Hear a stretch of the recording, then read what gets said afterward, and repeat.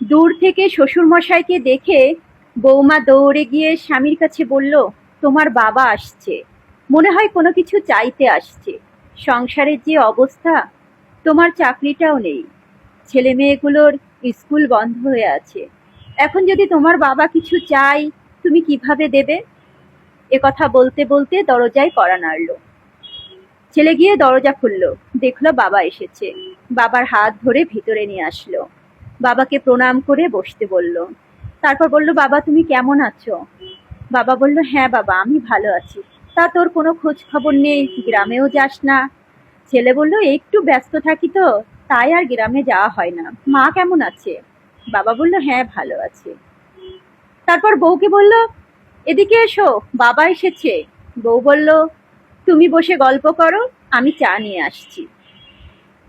বাবা ছেলেকে জিজ্ঞাসা করলো, তোমার দিনকাল কেমন চলছে? ছেলে বলল, হ্যাঁ বাবা, ভালোই চলছে। এর মধ্যে বৌমা চা নিয়ে আসলো। আজকে ঘরে চিনি নেই, চিনি ছাড়াই চা করে নিয়ে এসেছে। এক ঢোক চা পান করে বাবা বুঝতে পারলো হয়তো ঘরে চিনি নেই। বাবা ছেলেকে বলল, তোমার ছেলে মেয়েগুলো কোথায়, দেখছি না যে ওদের? ছেলে বলল, এই সময় কি ওরা বাড়িতে থাকে? ওরা তো স্কুলে গেছে বাবা। বাবা তখন বলল, তুমি মিথ্যা কথা বলাও শিখে গেছো? কিন্তু আমি তোমার বাবা, তোমার কি মনে হয় তোমার মিথ্যা আমি ধরতে পারবো না? আসার সময় দেখলাম তোমার ছেলে মেয়েগুলো মাঠে খেলছে, ওদেরকে জিজ্ঞাসা করলাম, তোমরা স্কুলে যাওনি? ওরা বলল, 1 মাস ধরে ওদের স্কুল বন্ধ। তোমাকে দেখে মনে হচ্ছে না যে তুমি খুব বেশি ভালো আছো, মনে হচ্ছে কতদিন ভালো করে খাওয়া দাওয়া করনি। আমার ঘরের লক্ষ্মী, তার পরনে ছেঁড়া শাড়ি, আর তুমি বলছো ভালো আছো?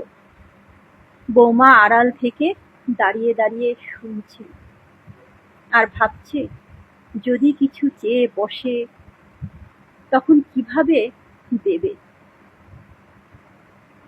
বাবা পকেট থেকে কিছু টাকা বের করলো, ছেলের হাতে দিল।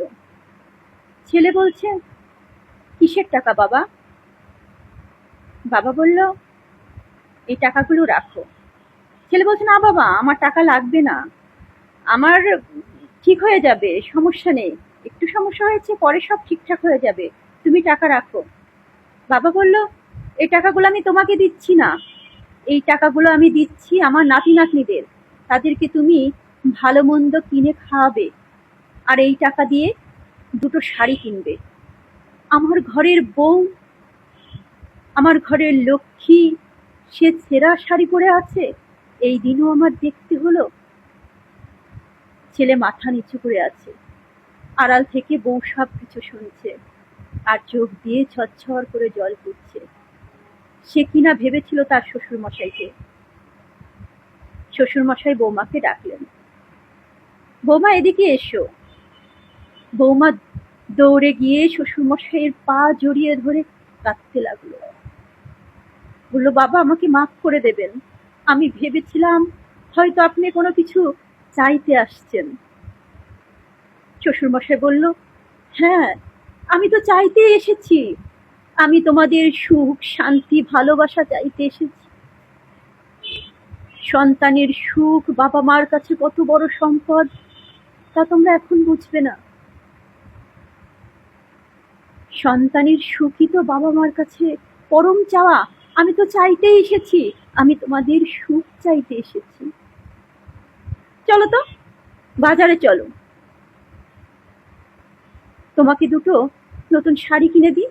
আমার ঘরের বৌমা, তুমি এভাবে আছো, আর তুমি জানো না আমি চায়ে চিনি বেশি খাই, তুমি চিনি ছাড়া চা দিয়েছো আমাকে। বৌমা বলল, বাবা আজকে চিনি ছিল না ঘরে। শ্বশুরমশাই বলল, বাজারের ব্যাগটা নিয়ে আসো, যাও, আজকে আমরা বৌমা শ্বশুরমশাই মিলে বাজার করব, অনেক বাজার করব, তারপর সবাই মিলে আমরা মজা করে খাবো। যাও যাও, এক্ষুনি রেডি হয়ে আসো। বৌমা কাঁদতে কাঁদতে ঘরে চলে গেল। বাবা ছেলেকে বলল, তোর যদি এতই কষ্ট, তুই কেন আমাকে বলিসনি? তোর বাবা এখনো বেঁচে আছে। আমার বয়স হলেও আমার এখনো যা সম্পত্তি আছে তা দিয়ে তোদের ভালো মতো চলে যাবে।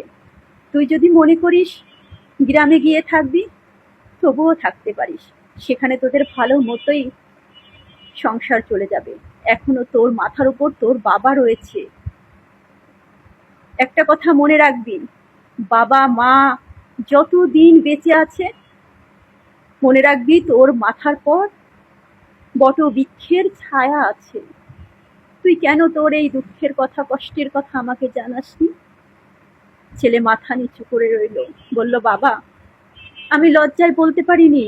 আমি তোমার অপদার্থ ছেলে। যে বয়সে তোমাদেরকে আমি দেখবো, সেই বয়সে তোমরা আমাকে দেখছো। এর চেয়ে লজ্জার আর কি হতে পারে? বাবা বলল, ছেলে বাবার কাছে লজ্জার বলে কিছু থাকে না, দেনা পাওনা বলেও কিছু থাকে না। ছেলে বাবাকে দেখবে, বাবা ছেলেকে দেখবে, এটাই তো, তাই না? আজ যদি আমার কিছু হয়, তুই আমাকে দেখবি না? তা তুই কি করে ভাবলি তোর বিপদে আমি আসবো না? বাবা আর সন্তান দুজন দুজনকে জড়িয়ে ধরে হাউ মাউ করে কাঁদতে লাগলো।